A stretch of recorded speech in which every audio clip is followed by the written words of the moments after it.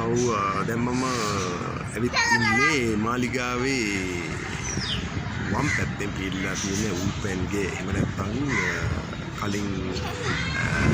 රාජධානී රජකම් කරපු ඒ රජවරුන්ගේ බිරින්දෑවරු දී ස්නානය කරපු ස්ථානයේ ඉඩමහලට දැන් පේනවනේ එතන ඉඳලා මම මේ වැව ෂූට් කරන්නේ මේ පේනවනේ එතන අර වැව මැද තියෙන කුඩා උද්‍යානේ මේක තමයි පෙන්වු කරන්නේ එතකොට මෙන්න ඒ උල්පැන්ගේ ඉහළ මාළේ ඉඳලා උඩ ඉඳලා බලනකොට මෙන්න මේ මාළු මේ විදේශී යුවලක් මෙතන ඉන්නවා ඒ වගේම මාළු ඉන්නවා පේනව නේද ගොඩාක් මාළු ඉන්න වැවේ මේ මෙතන ඉඳලා මිනිස්සු පොරි දාලා පුරුදුලා නිකන් මිනිස්සු ළඟට ආවත් මෙතෙන්ට මේ මාළු ළඟට එනවා මේ විදේශී යුවල මෙතන දැන් ගොඩක් වෙලා මේක බලාගෙන ඉන්නවා පේනව නේද මෙතන ආව වෙලාවක එන්න මෙතන ටිකක් හරි ෂෝක් දන හොඳ හුළඟක් එනවා ඔය ඇහෙනව නේද මේ මයික් එකේ ඩිස්ටෝට් එක උත් ඇහෙනව නේද ඔන්න ඒ හුළඟ නිසා තමයි හරිද මෙතන ඉඳලා බලනකොට මේ විදිහට පේනවා හරි ලස්සන තැනක් මේ පේන්නේ මාලිගාවේ වැවෙන් එහා පැත්තේ ඈත ගෙවල් බිල්ඩින්ග්ස් ඔන්න කාර්පොට් ගහගෙන යනවා දැන් දරදා ප්‍රදර්ශනයේ පැවැත්විලා අවසන් වෙලා තියෙන හරියටම දවස් 4ක් ඉඳලා දැන් අවසන් වෙලා ඔය එකෙන් පස්සේ තමයි ආවේ අපගම නුරාපුරට ආවා එවිලා මේ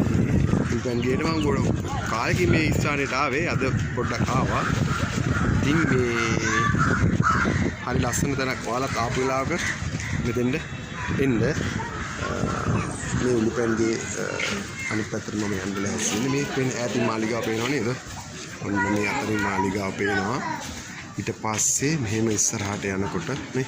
ඔන්න උඩවත්ත කැලේ එක්ක මාලිගාව මේක සම්පූර්ණ ලී තරප්පු පෙළකින් උඩට එන්න තියෙන සම්පූර්ණ ලීයෙන් තමයි හදලා තියෙන්නේ මේ තියෙන්නේ ලී තරප්පු පෙළ මේ පේනවනේ මෙන්න මේ ලී තරප්පු පෙළ මෙන්න මේ රජුන්ගේ බිසවරු දියනාපු උල්පැන්ගේ මම පෙන්නන්න පල්ලෙහාට ගිහිල්ලා මේ උල්පැන්ගේ රාජකීය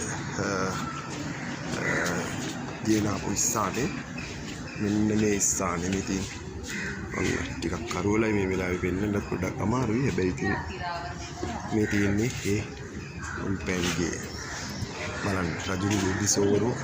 කී දෙනෙක් නම් මේ ස්ථානේ දී ස්නානය කරන්නට ඇත්ත මේ තියෙන අද නම් පොඩ්ඩක් එක ජරාවාස වෙලා තියෙන්නේ ඉතින් ඒක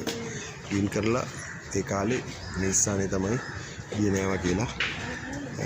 ඉතිහාසයේ සඳහන් වෙන්නේ මෙන්න මේ ස්ථානය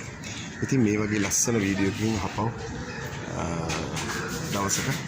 හම්බෙමු මේ තියෙන්නේ ඒ කාලේ තිබ්බ ජනේලයක් පේනවනේ ඔන්න හරිම කලාත්මක ජනේලයක් තියෙන්නේ ආ වෙලාවක බලන්න මෙතන මේ ස්ථානය